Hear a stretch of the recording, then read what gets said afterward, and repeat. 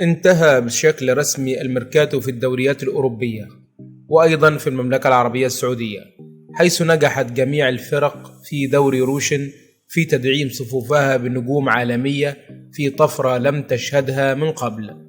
ويستمر الحديث بشأن المتغيرات الكبرى في عالم كرة القدم بعد الثورة الرياضية بقيادة المملكة العربية السعودية، والتي غيرت من وجهة النجوم من أوروبا إلى آسيا. بدأ دوري روشن للمحترفين في جلب لاعبين عالميين من الدوريات الخمس الكبرى، بداية بتعاقد نادي النصر مع البرتغالي كريستيانو رونالدو في شهر يناير الماضي. وأثارت التعاقدات الأخيرة للأندية السعودية بعض الجدل في الأوساط الأوروبية، خاصة مع جلب أسماء كبرى خلال الميركاتو الحالي، أبرزهم نجولو كانتي وروبرتو فيرمينو وكريم بنزيما. وشهدت قائمة الأندية الأكثر إنفاقا في العالم خلال الميركاتو الصيفي 2023 تواجد نادي الهلال في المرتبة الثانية.